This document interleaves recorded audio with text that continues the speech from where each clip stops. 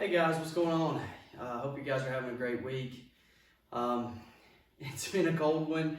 Hope you guys are staying warm, indoors mostly, not getting out on the roads too much. I hope you guys maybe are getting outside enjoying the snow. If you have kiddos, I know that my two have been really enjoying the snow and getting out when they can. Do some sledding, snow angels, that kind of thing. It's pretty rare that we get an opportunity almost once or twice a year most of the time in order to have these kind of memories with the kids. So it's been kind of a blessing to be able to get out there and do those things with them. So hope you guys are doing the same. Got a two-parter for you all this week on a Wednesday workout. The conditioning piece is going to be pretty straightforward in that we're not going to be able to get outside, do running or anything of that magnitude. I want this one to be something that we can do indoors, maybe in our living room or in our bedroom, something that we don't need a lot of space, given the weather. Like I said, weather being what it is, it's not like we can get outside and do a lot of things. So let's get some fitness on inside our house. Maybe we can get the family into this one.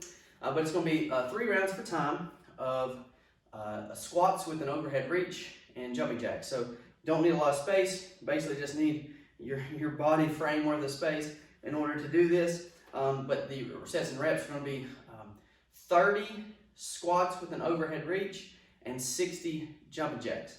So 3 rounds is pretty much a sprint, so it shouldn't take you a lot of time, probably less than 5 minutes for sure in order to do this. As far as the conditioning piece, this one's meant to be punchy and sprint like a sprint. So should be able to do the 30 squats with an overhead reach unbroken, and the 60 jumping jacks you should be able to move through, being able to get your breath, being able to push those squats with the next round and trying to cycle through those as quickly as possible. Scales for this, squat with an overhead reach, just go to a regular squat, or if we need to have a target to sit on, whether it be a chair or your couch or something along those lines, something that's going to get you pretty close or below parallel is what I'm looking for. But as we always preach, if depth is an issue with pain, whether it be in our hips or knees, maybe scale that up a little bit, go a little slower. All things of this magnitude that you can scale those down with. Don't even think of them as scales. It's just an alternate option. Jumping jacks, you can do line hops, and those line hops can always be scaled down to a jump over with a pause. So it would be jump, pause, jump, jump. You can always also speed it up with some line overs where we go quickly, and you can always slow that down as well. As long as we're getting up and over an object, I'm fine with it. The sets and reps would be the same, 3 rounds, 30 and 60, no matter which option you choose. I said that this was a two-parter, so two-parter is going to be, we're going to go into some active recovery. The active recovery, if you wanted to, you could do this as your warm-up, or you could use it as your cool-down, or both, whichever. This is your highway, you drive it, however you want. So active recovery pieces, we're going to work on the knees, rehabbing the knees, a little bit with hips, and also our lats and shoulders, okay? We're gonna start off with the knees.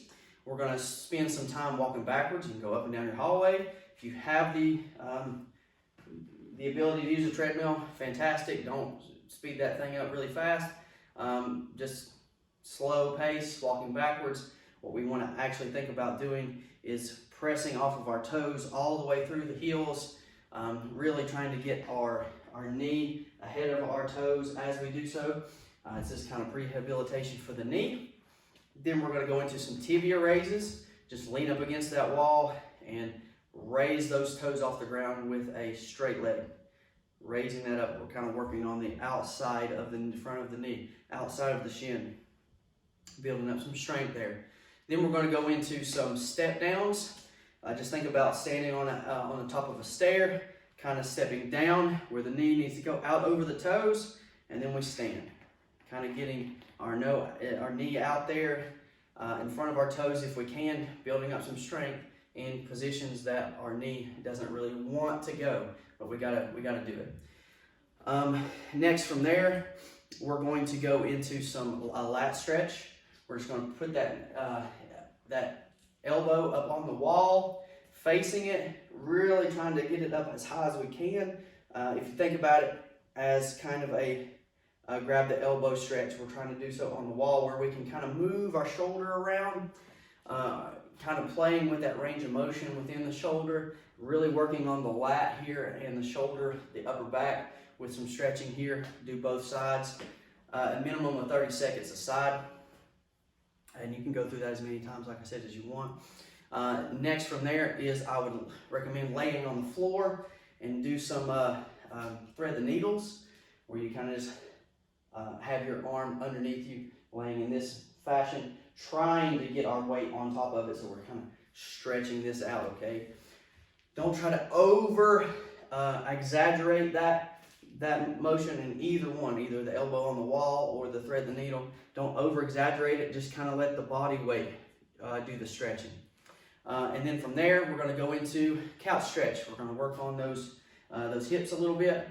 Couch stretch, you want to put that foot up on, a couch works perfectly, on a wall, any kind of bench, a seat would work fine as well. The closer the knee is to the wall or the object or the couch, that means the more vertical you're going to need to try to push those hips in, squeezing the glutes, pushing those hips out. We're trying to really stretch those hip flexors, get some range of motion back in there. As you sit, what tends to happen is, as we sit, those hip flexors and everything wants to kind of pull us down. Specifically, the hips end up kind of in this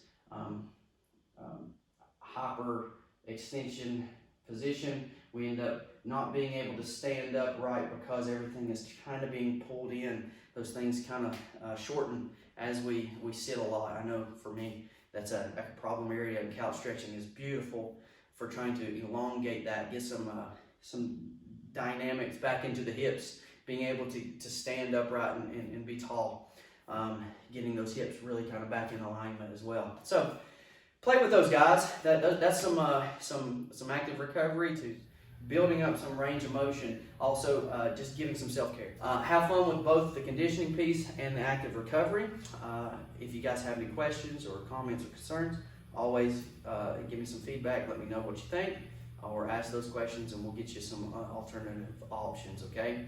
Other than that, guys, we'll see you at 3 or 4 o'clock on Sunday. Take care.